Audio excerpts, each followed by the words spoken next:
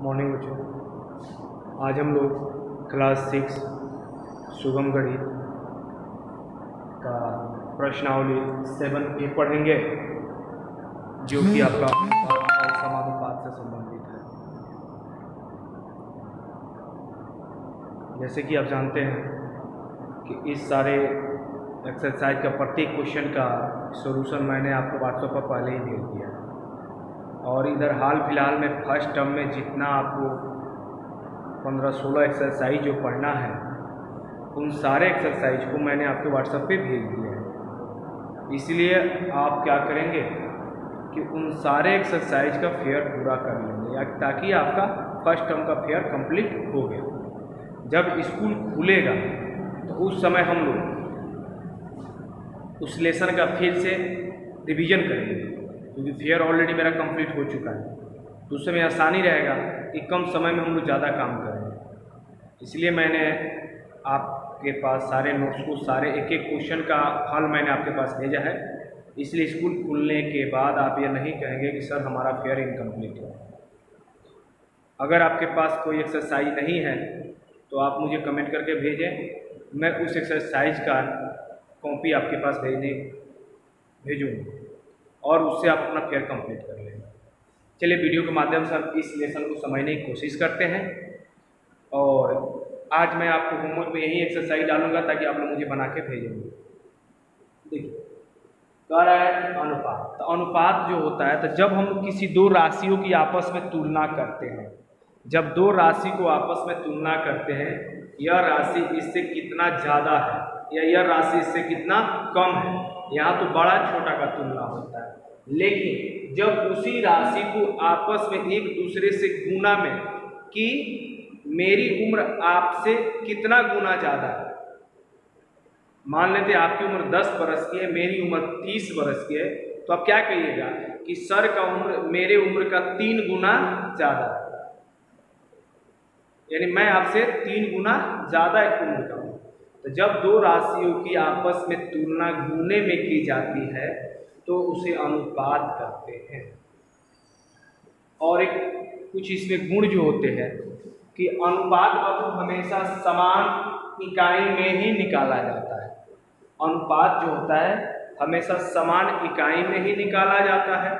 जैसे कि अगर किलोमीटर में है तो किलोमीटर में ही निकाला जाएगा, मीटर है तो मीटर को मीटर के साथ निकाला जाएगा, सेंटीमीटर तो सेंटीमीटर के साथ, लीटर है तो लीटर के साथ निकाला जाता है, घंटा है तो घंटा के साथ, मिनट है तो मिनट के साथ, सेकंड है तो सेकंड के साथ। ऐसा नहीं कि एक पद आपको दिया है घंटा में और दूसरा पद दे दिया है सेकंड में, तो आप क्या कीजिएगा कि 5 घंटा और 5 सेकंड का आप लोग निकाल दीजिएगा। ऐसा नहीं होगा।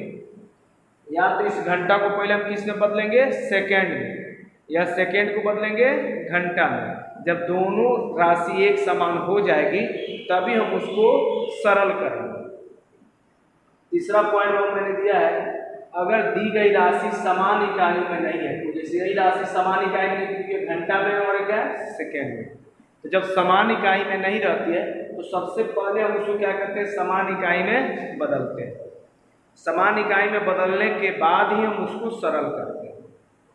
तो अनुपात में इस बात को ध्यान रखना है कि अनुपात हमेशा समान इकाई में ही निकलेगा। अगर समान इकाई नहीं दी हुई है तो सबसे पहले आप क्या करेंगे, उसको समान इकाई में बदल लेंगे। यहाँ तक तो आपको अच्छी तरह समझ में आया होगा। अब हम चलते हैं अभ्यास की तरफ। देखिए अभ्यास का पहला क्वेश्चन कह रहा है, एक महिला की दैनिक मजदूरी। तो महिला की दैनिक मजदूरी कितनी है भाई, 15 रुपया 75 पैसा। जबकि एक बालक की मजदूरी है 12 रुपया 50 पैसा। ये दोनों की दैनिक मजदूरी है, और कह रहा अनुपात निकालने के लिए। देखो एक दो क्वेश्चन अच्छी तरह समझ लेंगे, बाकी सारे क्वेश्चन को आप समझ जाइए। तो मैंने क्या बोला आपको कि समान पद में इकाई होनी चाहिए। तो देखिए ये रुपया और पैसा है, रुपया पैसा, या तो सबको पैसा में बदल दीजिए तो सबको रुपया में बदल देंगे।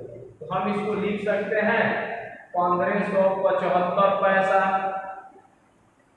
और इसको लिख सकते हैं 1250 पैसा। कहिए सर ऐसा क्यों? तो 15 रुपया में 1 रुपया में 100 पैसा होता है, तो 15 रुपया में 1500 हो गया।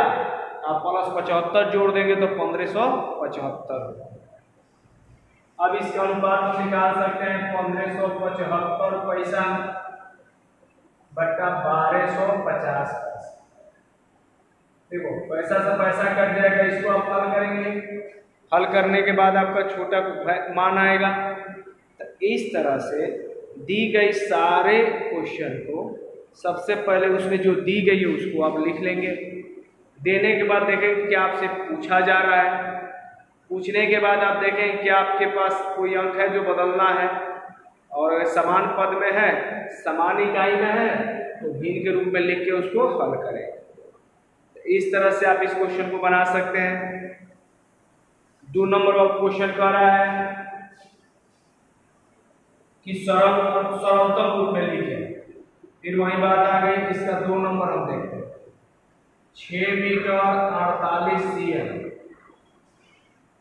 का 8 मीटर 10 cm से 6 मीटर 48 cm का 8 मीटर 10 cm से अनुपात निकालना।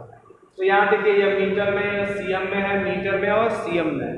तो मैंने अभी पहले क्वेश्चन में क्या बताया था कि आप समान इकाई में बदलेंगे। तो क्या हम इसको नहीं लिख सकते हैं 6 मीटर में 1 मीटर में 100 cm, 6 मीटर में 600 cm, अब प्लस 48, 648 cm बटा 8 मीटर में 800 और 10 मीटर में 810 cm। cm से cm कट गया, 648 बटा 810। इसको हल करेंगे, यह सरलतम रूप में आएगा। इसका नोट्स ऑलरेडी आपके पास है, इसलिए पूर्ण रूप से इसको नहीं बना रहे हैं, आपको क्वेश्चन को समझा के छोड़ दे रहे हैं। अगर इसके बावजूद नहीं आता है तो आप मुझे कमेंट करेंगे, मैं फिर से बना के आपके पास भेजूंगा। इसी प्रकार वो कह रहा है 3 नंबर क्वेश्चन, एक आयत की लंबाई 42 मीटर, चौड़ाई 30 मीटर है, तो लंबाई और चौड़ाई का अनुपात निकालना है। तो 42 बटा 30 कर देंगे भाई। लंबाई 42 है और चौड़ाई 30 है, तो 42 बटा 30 नहीं कर देंगे और इसको कटा दीजिएगा। 21 दूना 42, 15 दूना 30, 5 तिहाई 15 या 7 तिरका 21, यानी 7:5। उसके बाद कह रहा है किसी परीक्षा में 117 परीक्षार्थियों में से 65 असफल होते हैं, तो कुल छात्र हमारे पास कितने हैं? 117, जिसमें 65 असफल हो गए। तो सफल कितने हो गए जी? 117 में से 65 घटा देंगे तो सफल मिल जाएगा, और सफल भी मिल जाएगा 65 है, और अनुपात निकालना है। तो सफल बटा असफल, तो आप उसमें से घटा लिए 65 में से 117 में 65 असफल है, तो 2, 11 में से 6 या 5, यानी यह असफल है और यह आपके सफल है। तो अनुपात पूछ रहा है कि सफल बटा असफल, तो 52 बटा 65, सफल बटा असफल, तो 52 बटा 65 कर देंगे इसको। सफल परीक्षार्थियों को कुल, तो सफल है 52 और कुल कितना 117, तो 52 बटा 117 कर सकते हैं। उसके बाद कर राम की वार्षिक आय 10,089 रुपया और मोहन की वार्षिक आय 8,089 है, और प्रत्येक का वार्षिक व्यय 6,089 है, तो उनकी वार्षिक बचत क्या निकालना है? तो दोनों में से उसका जो खर्चा निकाल लेंगे तो बचत बचेगा, और बचत का हम लोग अनुपात निकालेंगे। मानते हम 10 रुपया कमाते हैं और उसमें से 8 रुपया खाते हैं, तो मेरे पास 2 रुपया बचा। आप 8 रुपया कमाते हैं और 6 रुपया खाते हैं, तो आपके पास भी 2 रुपया बचा, तो अनुपात 2 बटा 2 करके कटा सकते हैं। तो इन विधियों के माध्यम से आप 7.1 क्वेश्चन बाबू बनाएंगे। प्रत्येक क्वेश्चन को आप लोग बनाइए, आज का होमवर्क हम मैसेज करते हैं, और उसमें जो क्वेश्चन अधूरा है या नहीं समझ में आ रहा है मैं उसको आपको समझाऊंगा फिर से। और इस बात को ध्यान रखेंगे कि प्रत्येक बच्चे का रोल नाम के साथ अपना बनाकर होमवर्क भेजिएगा, ताकि मैं आपका अटेंडेंस बनाऊंगा कि कौन सा बच्चा हमको होमवर्क भेजा है और कौन सा बच्चा हमको होमवर्क नहीं भेजा है। क्योंकि स्कूल खुलने के बाद ये रिकॉर्ड मैं आपके पास रखूंगा और आपके गार्जियन से भी बात करूंगा। ठीक है, तो आज के लिए बाबू इतना ही है। घर पे रहिए, आप लोग सुरक्षित रहिए, पढ़ाई करते रहिए। जहाँ भी आपको दिक्कत होती है हमसे सहयोग लीजिए, हम आपके सहयोग के लिए हमेशा तत्पर हैं। धन्यवाद।